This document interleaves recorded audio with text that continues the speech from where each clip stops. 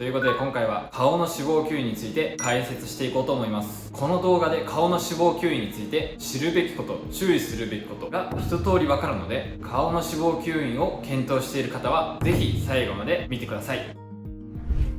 今回のパートでは顔の脂肪吸引とは、顔の脂肪吸引の効果、ダウンタイム、リスク、併用すると良いオペ、当院の施術の流れ、手術後の過ごし方について解説していこうと思います。それではまず顔の脂肪吸引とはというところから解説していきます。顔の脂肪吸引はカニューレと呼ばれる吸引管を使って脂肪細胞を直接取り除くことができる施術です。ダイエットなどと違って脂肪は一度取り除くと再び戻ることはありません。顔の脂肪吸引は頬と顎下の2部位に分かれています。下顎骨より上が頬で、そこより下が顎下になっています。頬に関しては脂肪の区画がいくつかに分かれています。有名なものではほうれい線の上の部位のメーラーファット、口元の横のジョールファット、皮下脂肪ではないんですが頬の内側にあるバッカルファットなども有名です。その他の部位も脂肪の区画がいくつもあります。顎下に関しては海外では顎とあと首の2部位ですが、日本では顎下の部位のみでやることが多いです。一人一人脂肪のつき方が違ってくるので、その人の要望に合わせてどこをどのくらい吸引するかを調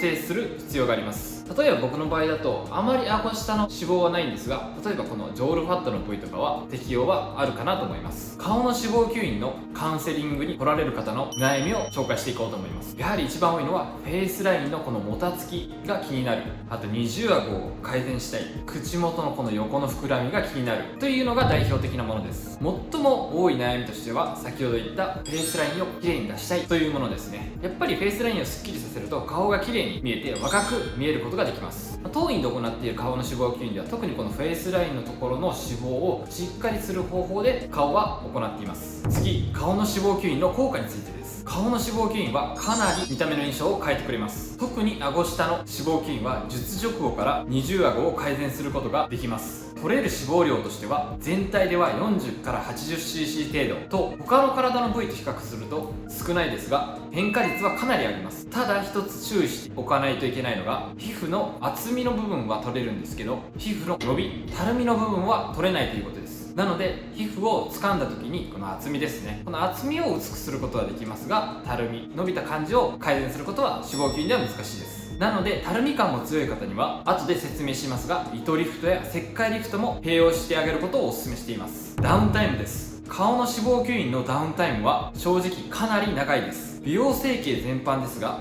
ダウンタイムといって腫れや出血が出て収まり完成するまである程度の日数がかかります。侵襲性の低いもの、例えばヒアルロン酸やボトックスなどは少し内出血が出るだけでそこまで気になることはありません。ただ脂肪吸引は脂肪細胞を直接カニューレで吸引するので侵襲性が高い施術になってきます。なので腫れ内出血は個人差はありますが、必ず出ると思って過ごしてもらった方がいいです。一般的には1週間から10日で腫れ内出血は収まってきます。内出血が最初 2,3 日は青い感じで、そこから黄色に変わって徐々に薄くなっていく経過になります。あとはやっぱり拘縮ですね。これは脂肪層を吸引するとその層が空洞になるので、そこを埋めようとする反応で組織が硬くなっていきます。この拘縮が特に強く出るのが顎下になります。首を上に向ける時などに違和感があったり、触ると硬いしこりのようなものを触れたりします。この拘縮は術後1週間から10日以降に出現して1ヶ月でピークになります。そして3ヶ月から半年かけて徐々になくなっていきます。この拘縮がなくなって初めて脂肪吸引は完成になります。拘縮をなるべく早くになくすためや術後の仕上がりをより良くするために適切なマッサージや高周波のラジオ波を発するインディバやイントラシュアなどを行うことをお勧めしています。マッサージは何もない状態ではたるみを促進するのであまりお勧めできませんが、顎下のこの拘縮時の硬い時に関しては軽く行うことを推奨しています。頬に関してはあえてペラペラにすることはしないので、脂肪を残して取るっていうイメージです。なのでそこまで拘縮は強く出ないです。リスクです。ダウンタイムの他に脂肪吸引は手術なのでその他のリスクもあります。術後のボコつき、頬こけ、神経麻痺、出血、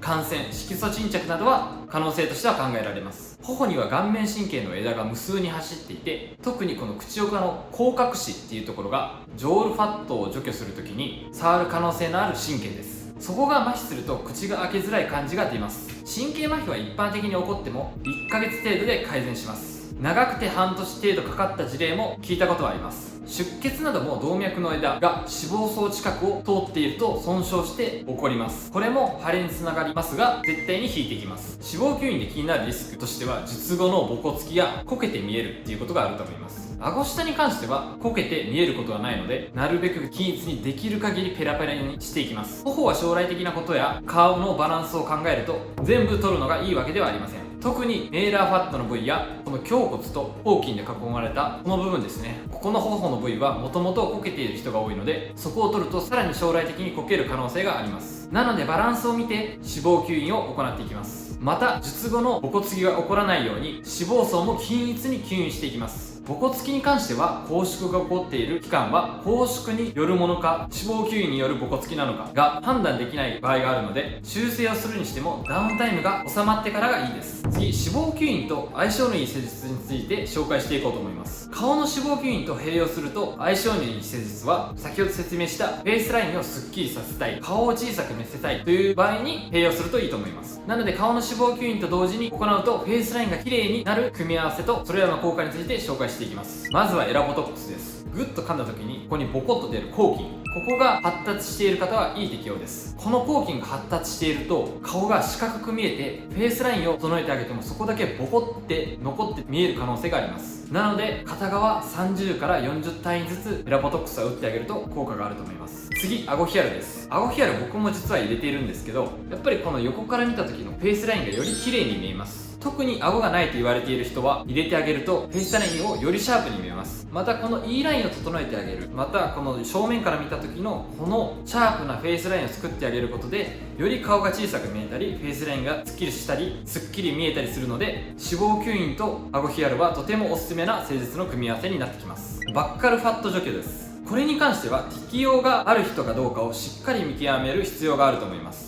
頬の内側にはバッカルファットという脂肪がここら辺にあります。このバッカルファットが多い人は頬が丸く見えたりするので、取ってあげるとすっきりします。ただこのバッカルファットですが、取りすぎたり適用のない方に行ったりすると将来的にここがこけて見えます。海外ではこけて見えるので、バッカルファットに逆に脂肪注入を行うっていうのも人気な施術の一つになっています。適用のある方は取ってあげるとすごいここがすっきりするのでいいと思いますが、しっかりこれは医師とカウンセリングして決める方がいいと思いますね。糸リフトです。これは人気の施術で脂肪吸引と一緒にやる先生は多いんじゃないでしょうか。糸リフトはそもそもスマストという顔のたるみに重要な筋肉の上の脂肪層に糸を入れて引っ張る施術です。脂肪吸引で脂肪を取ってあげた層は拘縮という現象が起こるっていうのは先ほど説明しました。拘縮は繊維化の一種であるので、その際に糸リフトを入れてあげると顔の引き上げ効果と引き締め効果が強くなります。フェイスラインのもたつきが気になる方で皮膚のたるみがある場合は脂肪吸引と糸リフトはおすすめの施術です。ただこめかみから入れる普通のこの糸リフトは問題点としてやはり後戻りがあるっていうことですね。術直後はしっかりこう引き上がって見えるんですけど、重力に抗うことはできず、だんだんやっぱり戻ってきます。なので1年に1回とか定期的に入れて将来のたるみ予防という点で入れるのはいいと思いますが、永続的な効果は期待できません。ただここでもう一つおすすめの糸リフトがあります。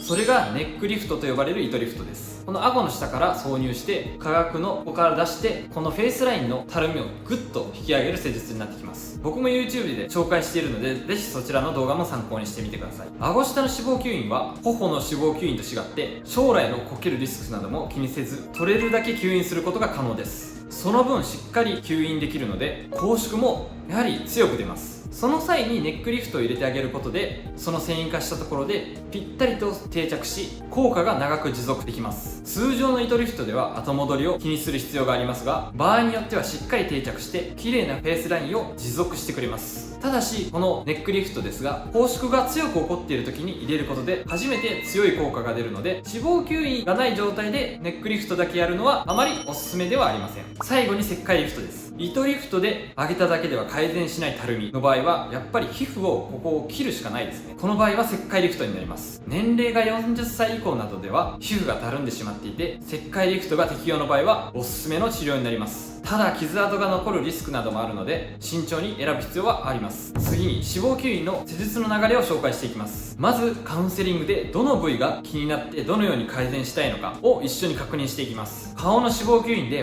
最も多いのがフェイスラインのもたつきを改善したいというものです。その他に口横のもたつきや二重顎などです。そういったところを確認し何をするのかが最善かを決めていきます。次にマーキングです。このマーキングがどんな施術でもそうですがとても大事な工程になります。カウンセリングで確認したどの部位をどのくらい取りたいかなどもマーカーの色を使い分けて書いていっています。僕が顔の脂肪吸引で意識しているのはまずはメーラーファット、ジョールファットの部位です。メーラーは取りすぎると良くないので取るとしても適度に取るように。また頬には盛り上がっている先ほど言った胸骨と後筋に囲まれて相対的にここがくぼんで見える人が多いです。そこは通り過ぎるとこけるので赤でマーキングしています。そして顎下です。顎下は顎を引いてもらって二重顎ができる部位とプラスアルファで首の皮下脂肪が気になる場合はそこも取っています。マーキングが終わったらいよいよ手術に移ります。顔の脂肪吸引は基本的に静脈麻酔を使って行っています。静脈麻酔はプロポフォールと呼ばれる白い液体を点滴で流して寝てもらう方法が一般的です。なのでまずは点滴を取りそこからプロポフォールを流してもらって準備を開始します。手術中は眠っているので記憶は全くないです。手術に移っていきます。まずはポートというものを顔につけていきます。これは脂肪吸引のカニューレを通りやすくするための入り口みたいなものです。顔の場合は耳の後ろに2箇所、顎の下1箇所の合計3箇所開けます。ポートの傷跡に関しては見えにくいところなのでほとんど目立ちません。次はチュメ剪定器というものを巻いていきます。これは生理食塩水に局所麻酔薬のリドカイン、血管収縮作用のあるエピネフリン、pH を調節するメイロンが入っています。このチュメ剪定器を脂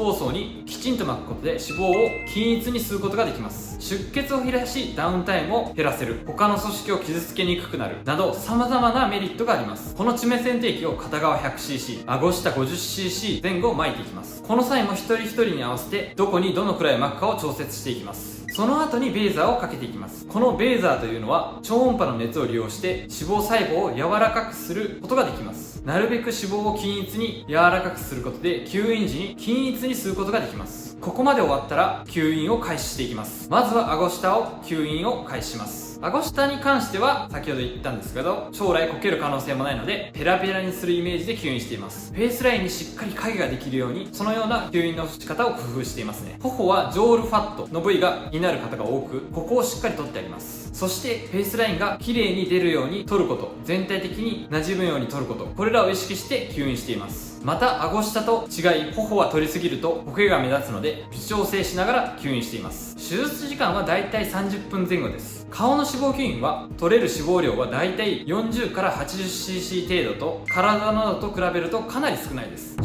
術後の過ごし方について紹介していきます。手術後は圧迫バンドを 2,3 日巻いて経過を見てもらっています。圧迫バンドを巻く理由として術後の血腫予防、腫れ、内出血の軽減です。ただし次の日仕事がある方も多くいらっしゃいますので絶対に圧迫バンドを常時巻く必要はないですが例えば夜だけでも巻くっていうのは大事になってきます。あとはなるべくダウンタイムを少なくするために術後1週間程度はお酒を控える、温かいお風呂に浸かるのを控える、過度な運動は控えるなどが大切になってきます。その他術後10日目くらいからは起こってくる拘縮に対して顔のマッサージを行うのも効果的です。基本的に顔のマッサージはおすすめしないんですけど拘縮の期間中は大事なものになってきます。今回は顔の脂肪吸引の一般的な知識を紹介しました。顔の脂肪吸引は最も人気の施術になっています。今後も脂肪吸引に関連した動画を配信していくのでチャンネル登録といいねよろしくお願いします。